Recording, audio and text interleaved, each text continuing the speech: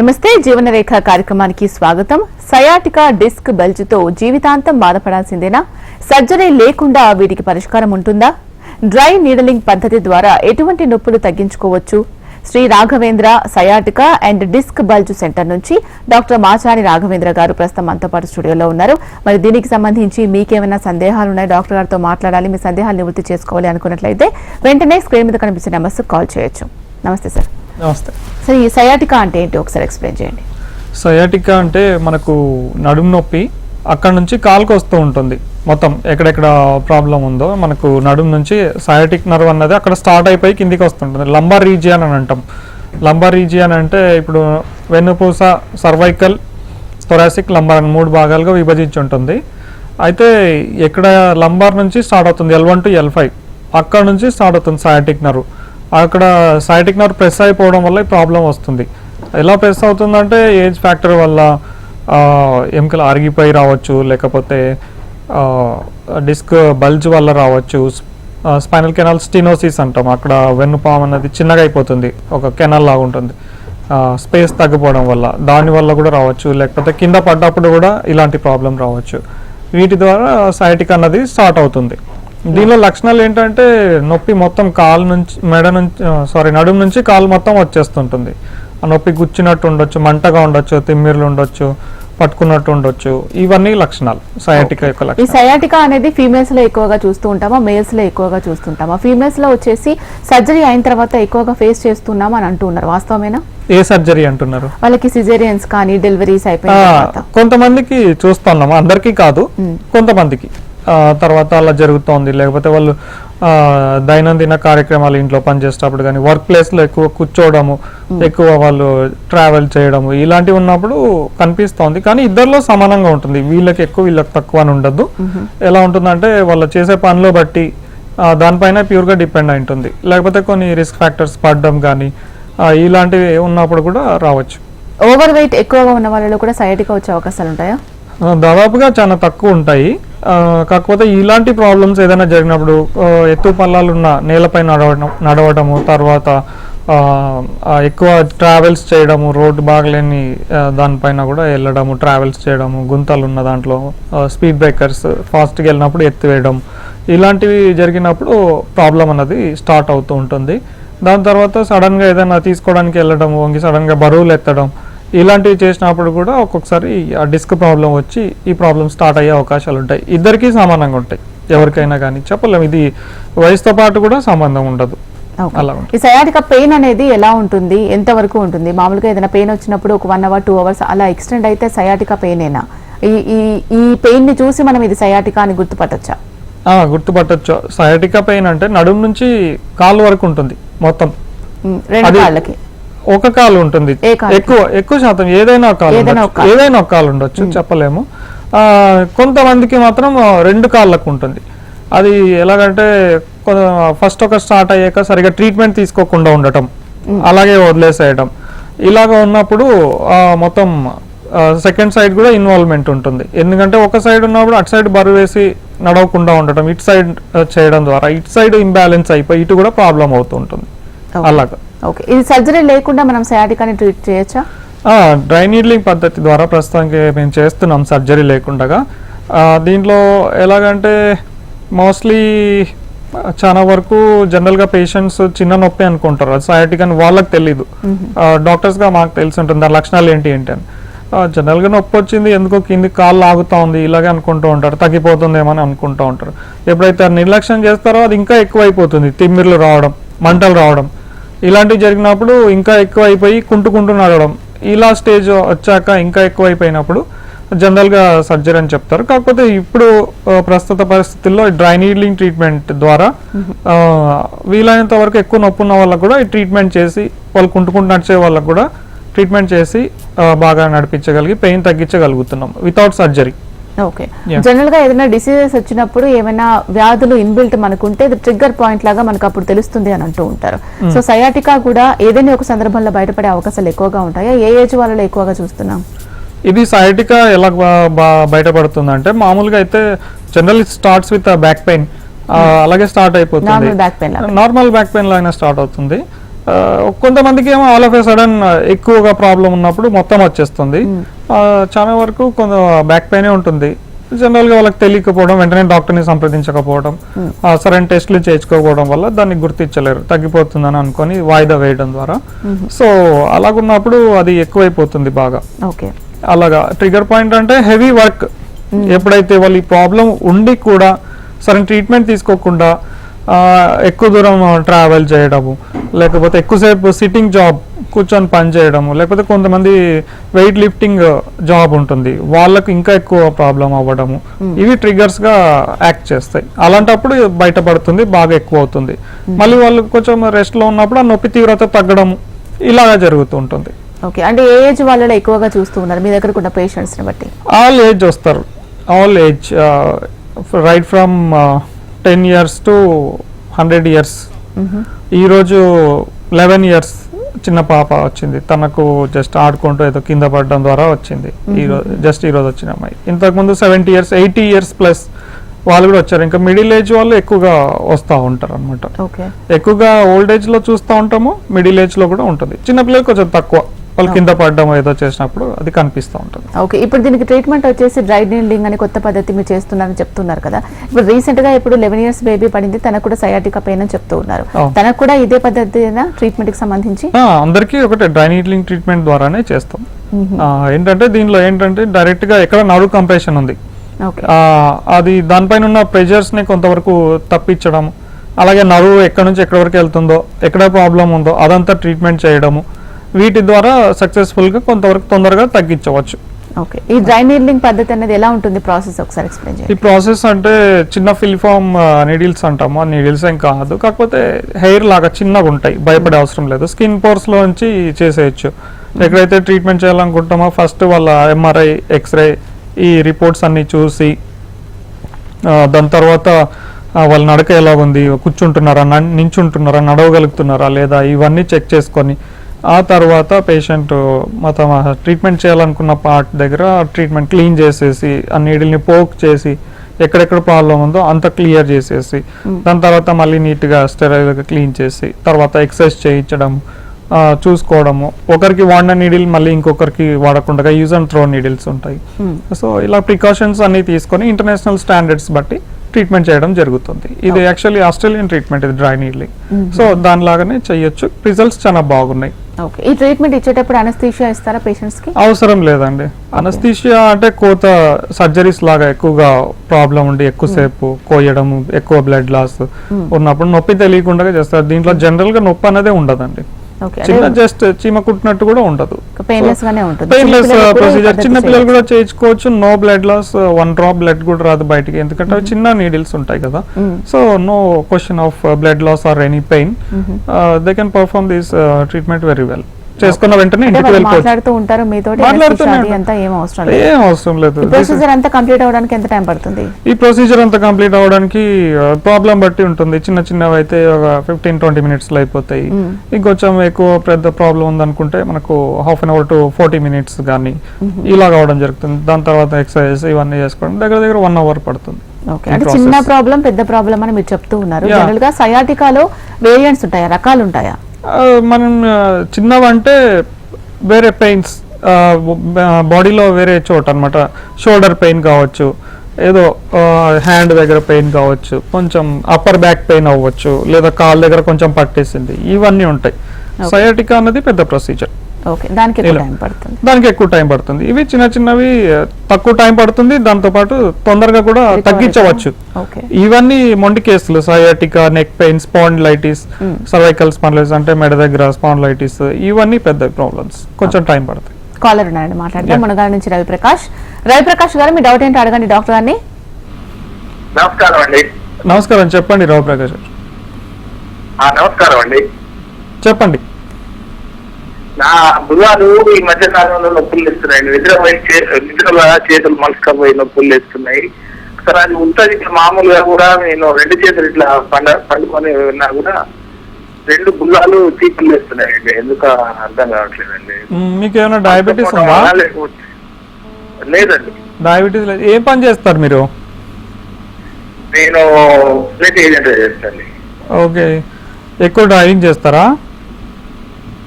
నేనేం చేయనండి ఎక్కువ.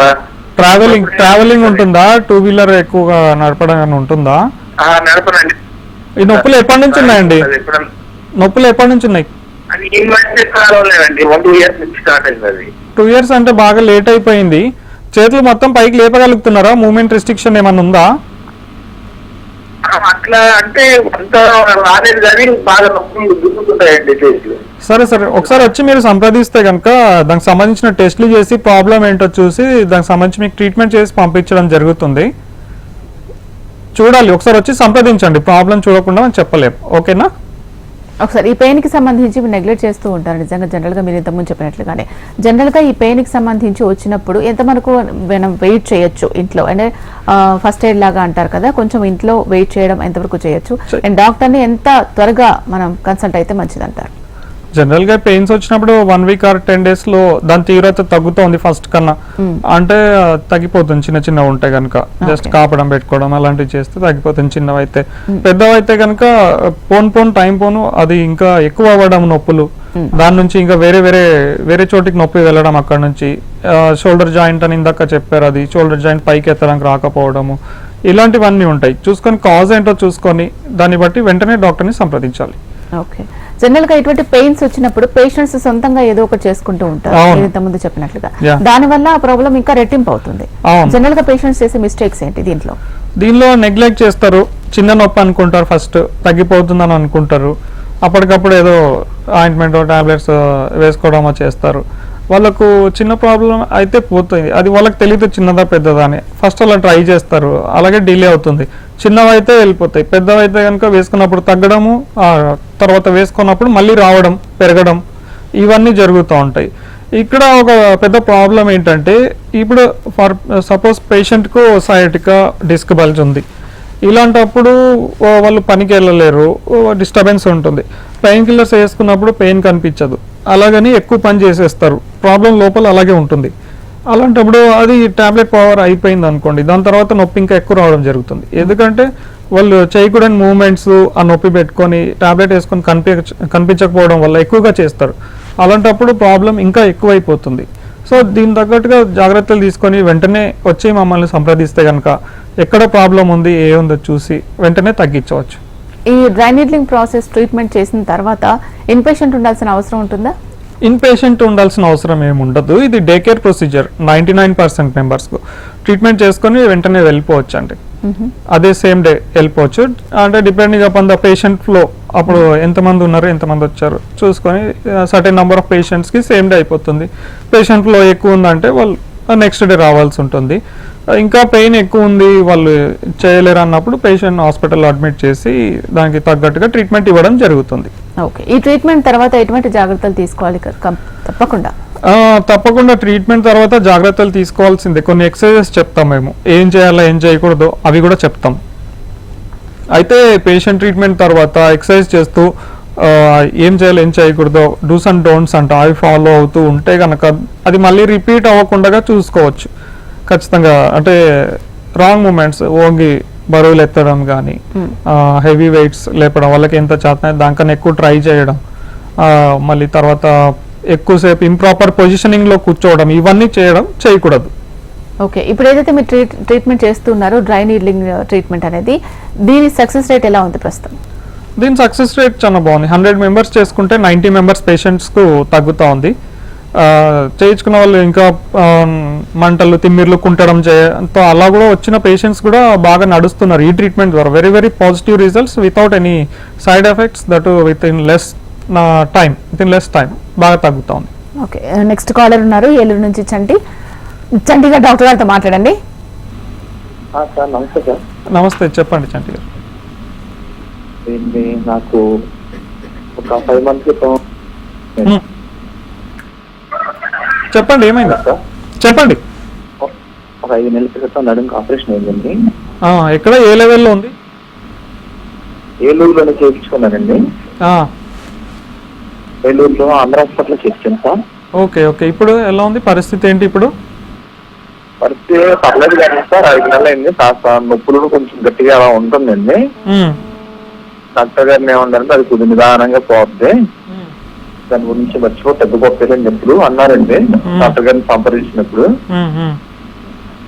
ఒకసారి ఏంటంటే నేను నొప్పుల నుంచి కాలు పూజలు చాలా రాలేదు సార్, 2 months అది చాలా బాధపడ్డారండి వీళ్ళు. ఓకే ఓకే అర్థమైంది. మీ ప్రాబ్లం ఏంటంటే తగ్గిపోతుంది అన్నారు కదా, కాకపోతే ఇది కొంచెం టైం పడుతుందండి. మామూలుగా అయితే మా దగ్గరకు వస్తే కనుక వెంటనే తగ్గించవచ్చు. ప్రాబ్లం ఎక్కడుంది, ఎక్కడ నర్వ్ కంప్రెషన్ ఉంది, మజిల్లో ఎక్కడ ప్రాబ్లం ఉందో చూసుకొని డ్రై నీడ్లింగ్ ట్రీట్మెంట్ ద్వారా ట్రీట్మెంట్ చేసినప్పుడు ఆ ప్రాబ్లం వెంటనే తగ్గడం జరుగుతుంది. ఎక్కువ రోజులు 2 నెలలు 3 నెలలు బెడ్ రెస్ట్ తీసుకోవాల్సినంత అవసరం ఉండదు ఈ ట్రీట్మెంట్లో. కాబట్టి మీరు వచ్చి ఒకసారి సంప్రదిస్తే ఎక్కడ ప్రాబ్లం ఉంది ఏంటి అనేది కరెక్ట్గా చూసి ట్రీట్మెంట్ చేసి పంపించగలం. ఈ సయాటికాకి పేషెంట్స్ మీ దగ్గర వచ్చినప్పుడు బేసిక్గా చేసే ఇన్వెస్టిగేషన్స్ ఏంటి? ఎక్స్రే, ఎంఆర్ఐ, సిటీ స్కాన్స్, వీటి ద్వారా ముఖ్యంగా ఎక్కడ ప్రాబ్లం ఉంది, నర్వ్ కంప్రెషన్ ఎక్కడ జరుగుతుంది అన్నది తెలుసుకోవచ్చు ముఖ్యంగా. ఆ తర్వాత ఇంకా ఎక్కువగా నొప్పి ఉన్న పేషెంట్స్కు కొంచెం బ్లడ్ లెవెల్స్లో కాల్షియం ఎక్కువ ఉందా తక్కువ ఉందా, ఇంకా ఏమన్నా ఎక్కువ తక్కువ ఉన్నాయో కూడా చూసుకోవచ్చు. తర్వాత ట్రీట్మెంట్ తర్వాత కొంచెం కరెక్ట్ చేసుకోవడానికి బాగుంటుంది. ఏదైనా పెయిన్ కానీ ఏదైనా దెబ్బ కానీ తగిలినప్పుడు ఎర్లీ ఏజెస్లో అంటే చిన్నపిల్లలు ఉన్నప్పుడు ఏజ్ వైజ్గా చూసుకుంటే ఫ్యాక్టర్స్ రికవర్ అవ్వడానికి ఛాన్సెస్ ఎక్కువగా ఉంటాయని చెప్తూ ఉంటారు. కానీ మీరు 80 years వరకు కూడా ఈ డ్రై నీడ్లింగ్ ప్రొసీజర్ చేస్తున్నారని చెప్తున్నారు కదా, వాళ్ళలో కూడా రికవరీ బాగుంటుందా? 100 years వరకు కూడా చేయొచ్చు ఈ ట్రీట్మెంట్. 10 years నుంచి 100 years వరకు దీంట్లో ఎటువంటి సైడ్ ఎఫెక్ట్స్ ఉండవు. కాకపోతే చిన్న ఏజ్ వాళ్ళకు తొందరగా తగ్గుతూ ఉంటుంది. ఎర్లీ ఏజెస్ వాళ్ళకు డీజనరేషన్ ఉంటుంది. ఆ డీజనరేషన్ ఉన్నప్పుడు ఈ లాగడం పీకడం ఈ నొప్పులు ఇవన్నీ ఉంటాయి. ఆ లాగడం పీకడం నొప్పుల్ని సక్సెస్ఫుల్ గా తగ్గించవచ్చు. అరిగిపోయిన దాన్ని మనం ఏం చేయలేము. రికవరీ కొంతవరకు కొంచెం స్లో ఉన్నా కూడా వాళ్ళకు బాధ పెడుతున్న తీవ్రమైన ఈ నొప్పి దాని నుంచి ఖచ్చితంగా వాళ్ళకు ఉపశమనం కల్పించవచ్చు ఈ ట్రీట్మెంట్ ద్వారా. అది కూడా తొందరగా కూడా ఎక్స్పెక్ట్ చేయొచ్చు. కాకపోతే వాళ్ళకి వేరే హెల్త్ ఇష్యూస్ ఏమున్నాయి అవి కూడా చూసుకొని దానిపైన డిపెండ్ అయి ఉంటుంది. అలా రైట్. హైదరాబాద్ నుంచి కాలర్ ఉన్నారు, మాధవి గారు, మీ ప్రాబ్లం ఏంటో చెప్పండి అమ్మా. నమస్తే మేడం. నమస్తే అమ్మా, చెప్పండి. మేడం మా వాడికి 45 years ఉంటాయి. ఓకే. అయితే ఈ మధ్యన బ్యాక్ పెయిన్ రైట్ సైడ్. చెప్పండి అమ్మా. చెప్పండి. రైట్ సైడ్ నడుము పైభాగంలో సివియర్ గా పెయిన్ వచ్చింది సార్. ఓకే. టెస్ట్లు ఏమన్నా చేయించారా? టెస్టింగ్ చేయించినాము, ఎంఆర్ఐ కూడా తీస్తే అది L5N1 అనుకుంటా సార్. ఓకే ఓకే కొద్దిగా అని చెప్పిండు. ఓకే. డాక్టర్ గారు రాసిన లేదని మరి ఇక్కడ. కానీ అదే సార్ ఎన్ని రోజులు రెస్ట్ తీసుకోవాలి ఏంటి? రోజు జర్నీ చేస్తారు, 90 kilometers జర్నీ చేస్తారు రోజు. అదే ప్రాబ్లం ఉంది. ఎక్కువ జర్నీ చేసే వాళ్ళలో కూడా రోడ్ సరిగ్గా లేకపోయినప్పుడు కూడా ఎప్పుడో ఒకసారి ప్రాబ్లం అయిపోయి ఇలాగ ఎక్కువ అవడం జరుగుతూ ఉంటుంది. ఒకసారి వచ్చి మీరు సంప్రదించినట్టు అయితే కనుక అది ఎక్కడుంది L1 L5 అంటున్నారు, L1 to L5 ఉంటాయి. ఎక్కడ ప్రాబ్లం ఉంది కరెక్ట్గా ఎంఆర్ఐలో చూసుకొని ఆయనకి ఏంటి లక్షణాలు ఉన్నాయి, నొప్పి అంటున్నారా లేకపోతే అది కాలు వరకు లాగుతోందా, తిమ్మిర్లు ఉన్నాయా, ఇవన్నీ చూసుకొని ట్రీట్మెంట్ చేయడం జరుగుతుంది. కాబట్టి స్క్రీన్ పైన కనిపిస్తున్న అడ్రస్, ఫోన్ నంబర్ తీసుకొని వచ్చి సంప్రదించినట్టయితే చూసి మీకు ట్రీట్మెంట్ చేసి పంపించడం జరుగుతుంది. ఓకే. డిస్క్ బల్జ్ అంటే ఏంటి, ఏం జరుగుతుంది దీంట్లో? డిస్క్ బల్జ్ అంటే వర్టిబ్రా మధ్యలో ఒక వర్టిబ్రా ఇంకొక వర్టిబ్రా మధ్యలో స్పాంజ్ లాగా, షాక్ అబ్జర్వర్ లాగా మెత్తగా ఉంటుంది, డిస్క్ అంటాం దాన్ని. ఇవి L1 to L5 మధ్యలో డిస్క్స్ ఉంటాయి. సో ఇవి జనరల్గా మధ్యలో ఉంటాయి కనుక ఎక్కువ మనము ముందు కొంగినప్పుడు ఫోర్స్ఫుల్ మూమెంట్స్ చేసినప్పుడు అవి హెర్నియేషన్ అంటే కొంచెం బయటికి వచ్చే అవకాశాలు ఎక్కువగా ఉంటాయి. లోపల జెల్ లైక్ సబ్స్టెన్స్ ఉంటుంది, అది బయటికి వచ్చేసి నర్వ్ కంప్రెషన్ జరుగుతుంది, డిస్క్ బల్జ్ ఉంటుంది, డిస్క్ హెర్నియేషన్ ఉంటుంది, ఇలాగుంటాయి. సో డిస్క్స్ ఎక్కువగా over active strenuous movements, sudden forceful jerky movements చేసినప్పుడు డిస్క్ పైన ఎఫెక్ట్ పడిపోయి అది వెనక్కి జరగడం జరుగుతుంది. అలా ఉన్నప్పుడు పక్కనే వస్తున్న సైటిక్ నర్వ్ రూట్స్ పైన ప్రెషర్ పడిపోయి పెయిన్ రావడం జరుగుతుంది. ఇలాగా. ఓకే. నెక్స్ట్ కాలర్ ఉన్నారు, శివకుమార్ జహీరాబాద్ నుంచి. శివకుమార్ గారు, ప్రాబ్లం ఏంటో చెప్పండి. సార్ నమస్కారం. సార్ నమస్కారం, చెప్పండి. సార్ నేను జహీరాబాద్ నుంచి మాట్లాడుతున్నాను సార్. చెప్పండి సార్. ఇంతకుముందు కూడా మీ దగ్గర యూట్యూబ్ వీడియోలో చూసాను సార్, మాట్లాడదాం. చెప్పండి సార్. నాకు బ్యాక్ పెయిన్ వస్తుంది సార్. ఎప్పటి నుంచి ఉంది?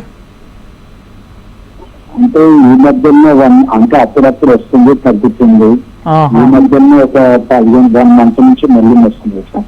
ఓకే, ఆ బ్యాక్ పెయిన్ బ్యాక్ దగ్గర ఒక్కటే ఉందా లేకపోతే పైకి రావడం కిందికి రావడం ఏమైనా జరుగుతుందా? సార్ ఇంతకుముందు కిందికి వచ్చింది సార్, ఇది పక్కతంటే వచ్చి బాగా పెయిన్ వస్తుండే సార్. టెస్ట్లు ఏమైనా చేయించారా?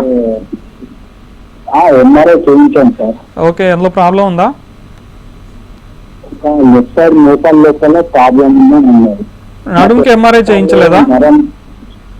సార్ 2 చేయించాను సార్. సరే సరే, అదే మీరు ఇంతకు ముందు మాట్లాడినట్టు మీకు పెయిన్ వచ్చి పోతోంది అని అంటున్నారు. అలాగే ఉంటుంది. ఇంకా మళ్ళీ ఎక్కువ అయిందంటే ఎక్కువ మీరు ఏదైనా పని చేసినప్పుడు ఆ నొప్పి పైకి రావడమో కిందికి రావడమో ఎక్కువైపోయి జరుగుతుంది. ఇలా వచ్చి వెళ్తూ ఉంది అన్నప్పుడు మీరు వెంటనే మమ్మల్ని సంప్రదించి ట్రీట్మెంట్ తీసుకోవడం బెటర్ అండి. లేదంటే కనుక అది ఇంకా ఎక్కువైపోయి మళ్ళీ ఇంకా ప్రాబ్లం అయిపోతుంది. అలా ఈ డిస్క్ బల్జ్కి ట్రీట్మెంట్ ఎలా ఉంటుంది?